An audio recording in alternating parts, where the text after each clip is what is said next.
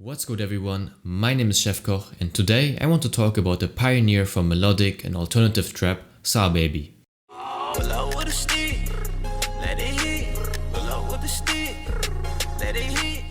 SahBabii was born in Chicago and lived in the Wentworth Garden Projects until he moved to the southwest of Atlanta at the age of 13.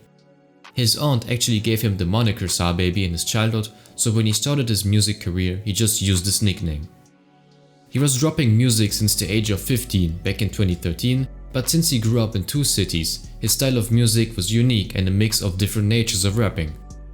Also T3, SahBabii's brother, was always involved in the creative process of the music because the brothers share a special creative chemistry together. SahBabii released his breakout project in October 2016 titled Sanders, an acronym for this sentence right here.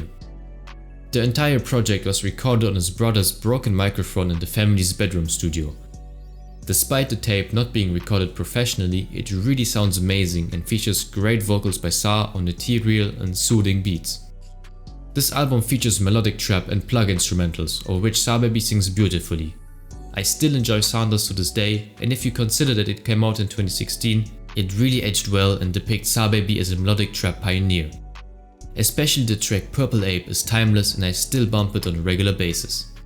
But the most famous song from the tape remains Pull Up With A Stick featuring Loso Loaded, which got a music video on the World Star Hip Hop channel back when it actually meant something, and the track instantly became viral, all while being independent, and it sits today at 77 million views on YouTube and 50 million streams on Spotify. And by the way, the music video, which showed an entire military arsenal of guns, was a major piece of evidence for multiple gang-related arrests at the housing complex shown in the background. At least this record also gave SahBabii national buzz in the music industry, and he even received co-signs from Drake and Young Thug.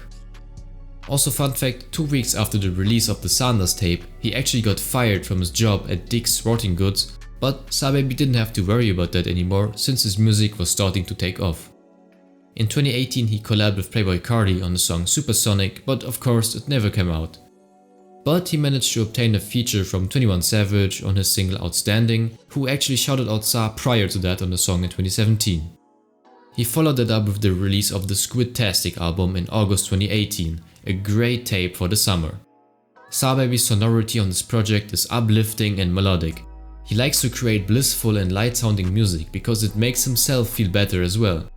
My favorite track on here is Squidrific. I really enjoy the beat as well as Sah's delivery, and it even got a Virgil Abloh co-sign back in the day. And in July 2020 he released his next album Barnacles. This record overall has surreal production on it and dreamlike vocals by SahBabii. In my opinion it is his most experimental project. The songs, which are eccentric and often comical, take subjects as diverse as squids, apes, superheroes and anime. There is an animal analogy in pretty much every song by him, also occasionally some erotic ones, which are very weird, but yeah, that's typical SahBabii poetry. Also the album title Barnacles and the cover clearly depict an aquatic imagery, but Sah also regularly mentions cartoons and anime for a nostalgic touch from his childhood. His next album, Do It For Demon, came out in October 2021 and centered on the passing of Demon Child, the rapper's late cousin and closest friend since he was 13 years old, who died as a result of gun violence. Therefore, this project is way more serious than his other records and focuses more on processing SahBabii's emotions and his deal with grief. Do It For Demon feels more sophisticated and has more substance than his other albums, and that's one reason why I enjoyed this record. The beats give off a dark and sad vibe, and accompanied by Sah's blissful and emotional singing, it is an amazing album for a listening session at nighttime. You really can tell that SahBabii uses music as a therapeutic outlet to process his past and his depression. Making music and connecting with his fans makes him feel better, and I respect that.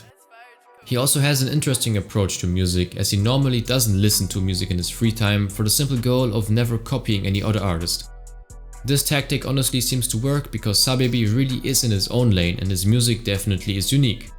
Yet he of course has some musical inspiration, as everybody does, ranging from Michael Jackson to Young Thug and Future. And believe it or not, he actually said in an interview that he really wanted to make a collab tape with Nujabes, the legendary Japanese hip hop producer and DJ who sadly passed away in 2010.